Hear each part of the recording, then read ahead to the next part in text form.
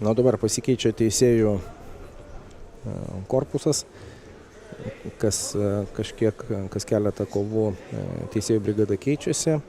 Ir dabar matysime ant tatamio kovotojus vyrus iki 85 kg svorio kategorijoje. Tikrai nepaprastai įdomi kova, nes ant tatamio žengs dabartinis Lietuvos čempionas Valdemaras Gudauskas. Štai dabar matome jį ir Orestas Abazorius, jaunas kovotojas iš klubo Saulės ženklas, jūsų ekranų dešinėje. Jie tikrai pažįsta vienas kitą, jaunystėje yra kartu sportavę ne vienerius metus ir Orestui, abudu jauni kovotojai ir Orestas neužilgo po mėnesio dalyvaus iki 22 metų jaunimo kovose.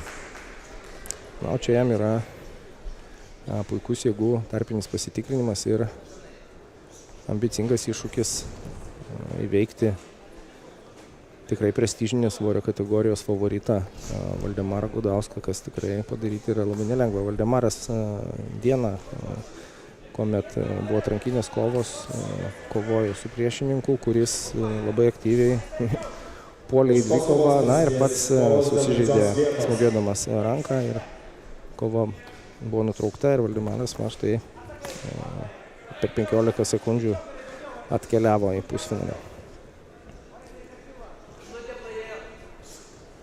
Štai Orestas neleistinų veiksmų, smūgių ranka Valdemarui stuktelį į veidą, akivaizdžiai. Tai buvo matoma, todėl vieningų teisėjų sprendimų yra jiems skiriamas įspėjimas. Na, tai tikrai turėtų užvesti ir įpykdyti šios kovos favoritą Valdemarą Gudauską. Kairėje pusėje matote ekrano. Jis yra ir dabartinis Europos čempionas savo svorio kategorijoje, tikrai labai pajėgus pasaulinio garso kovotojas. Iš jo yra tikimasi, kad ir jis pats tų ambicijų neslepia dalyvauti ir sėkmingai dalyvauti ir laimėti šiais metais vyksiančiame pasaulio čempionate pagal svorio kategorijas.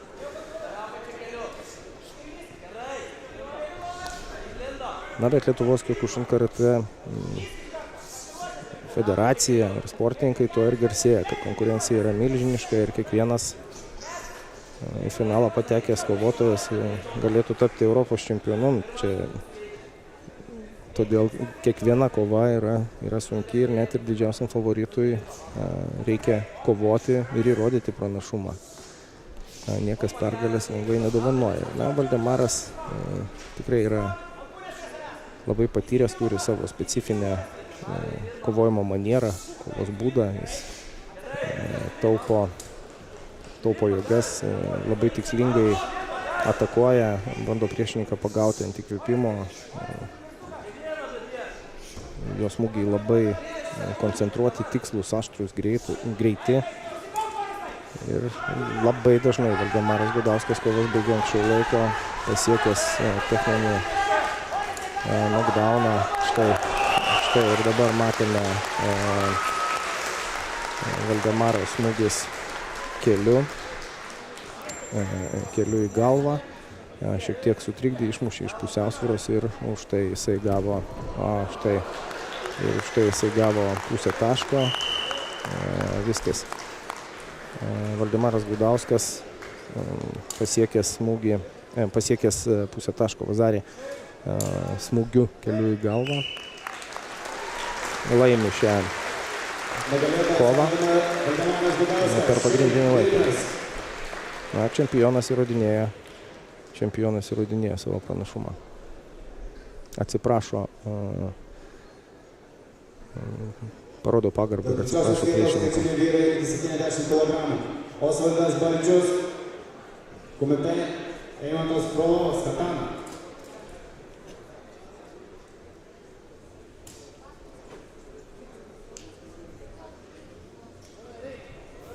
Sekančiai kovai ruošiasi Lukas Daškevičius. Tatamio kovotojai